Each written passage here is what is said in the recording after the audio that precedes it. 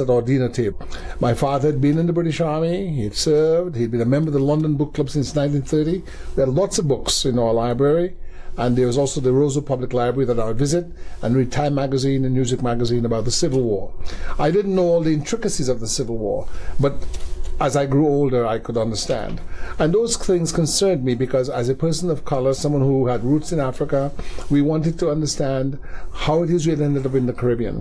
What was going on in Africa? What could we do to better our condition in the Caribbean and in Africa? And of course, then you had the music of the time. James Brown, the famous African-American singer, sang the song, "Say It Loud, I'm Black and I'm Proud." So we also began to get prideful about our condition as African people, people of color. We before were made to think less than, now we were very proud to be African. And so people started using African names like Kobe, like Kwame, like Suleiman, and all the things that could relate in their mind a sense of African consciousness. And we started supporting the liberation movement in Angola, the liberation movement in Mozambique, the liberation movement in Guinea-Bissau, because we wanted those countries to be free of Portuguese colonial rule. At the same time, in the United States, because we're an English-speaking North American territory, in places like Jamaica, you had Bob Marley with songs like Africans Unite. He said, what a beautiful thing it would be before God and man to see the unification of all Africans. Wow. Wonderful, powerful song. So that was my generation. And those ideas, that music, that conditioning shaped me into becoming concerned about Africa, not in the abstract, but about its development. So its science, its technology, its industry could be used for the benefit of Africans at home and abroad. Thank you, Mr. Christian. That was fantastic. So how would you like to see the African diaspora move forward? Well, I think the African Union has the right idea. I think Africans overseas, as well as Africans at home, should unite and come and endeavor. I was mentioning before we started speaking this morning that when the Ebola crisis took place, the country in the world that gave the most assistance was a country that had a huge African diaspora, and that was Cuba. They had a lot of doctors, and they sent a lot of doctors to Sierra Leone. Yeah, that was true. But I would like to see in the AU also call on all the African countries to set up a laboratory protocol. So you'd have a continental laboratory network. So laboratories for medical research in Ghana, in Nigeria, in Angola, in South Africa could work on a daily, weekly, monthly basis to exchange data and work on issues like malaria, tsetse fly disease, sleeping sickness, Ebola, other infectious diseases that affect the African population from an Afrocentric standpoint. I don't mean it in an ethnocentric way, because science is science, but we have to develop our internal capacity in Africa to deal with those things so that Africa is not totally dependent on outside resources. Now, the outside resources, whether it's African diaspora resources, or be it European or be it Chinese, we have to relate. I mean, I'm not trying to be exclusionary. Sometimes in thinking about African development, sometimes people have a mistaken belief that we should live in the past and be concerned about what happened to us in the past. What happened in the past, like slavery, like colonialism, it happened. We have to learn from our mistakes. But I think the more important thing is what's happening now that we can do to unite our efforts, unite our resources in science and technology, so we can have entrepreneurship, so we can actually take control of our destiny. Just like what you're doing now. And nobody gave you a huge pot of gold to set up your network, but you saw the need to educate our population, and you're doing a fine job. Thank you, Mr. Christian. Absolutely. You are also doing a great job. Together, to be an activist, to be in the forefront, to enlighten and to liberate, our African brothers in the diaspora. Thank you on that note. So where do you see the American-African relations, since President Trump has now made it, his priority, for his political agenda, to prioritize African country?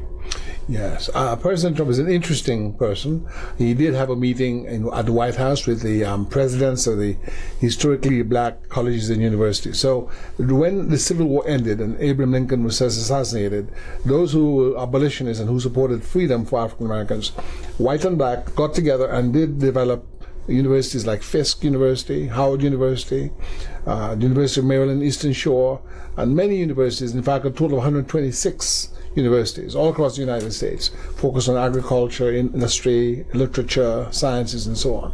The great African American educator, Booker T. Washington, set up Tuskegee Institute, which is now Tuskegee University.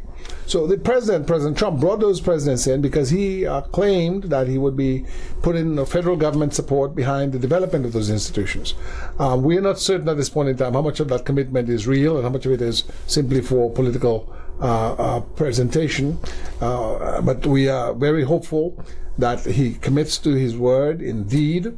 But I am more concerned about what it is we are doing. I believe that the future of the African development process resides in education. And that means we have to partner our universities in Ghana, in Nigeria, in Angola, with the universities in the African diaspora. I think that is already going on. Not at the level that it should. I believe we need to have, for instance, in every African country, using distance learning, which is what this is. This is a form of distance learning because this video will be seen all over the world. Partnerships that would allow, for instance, professors who have the competence in, let's say, informatics in Washington to communicate that message to students in Senegal, to students in Algeria, students in Angola, in Kenya.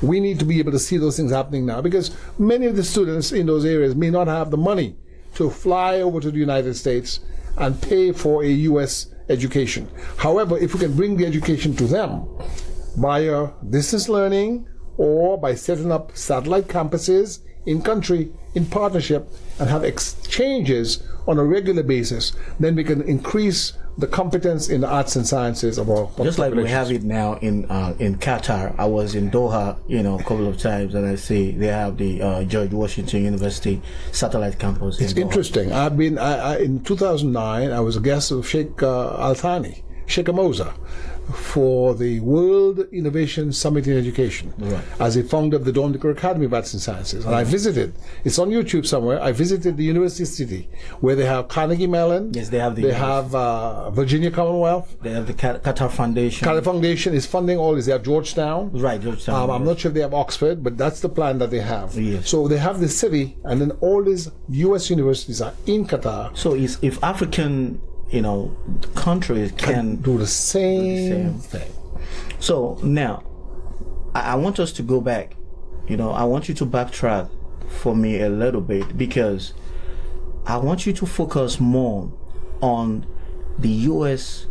African foreign policy. Yes. Trump's predecessor, President Barack Obama, was very engaged with African countries. Yes. And in the African continent. Yes. But Trump said no to that. And most importantly that his Muslim, immigration ban has now been in, I think, but let me just say this. I think that's short-sighted. And you have to understand the beauty of the United States. The United States is not a perfect country, but is that at least there's a division between the executive branch, judicial branch, and the legislative branch. So you see that he brought out his policy, and so far at the judicial level, it's been denied on several occasions. That's wonderful because basically the court's basic response was that was prejudicial. True. The United States Constitution permits freedom of religion, right? And they saw it as a abridgment or an infringement rather of that right, freedom to religion. That you're targeting a particular religion to exclude, or people from particular countries where Islam is practiced, to exclude them. The courts were able to assert their independence, and that is good for the United States. So, as a lawyer, yes. So, what is your take? My take is exactly what the court said, that you cannot, we're all concerned about terrorism, but you cannot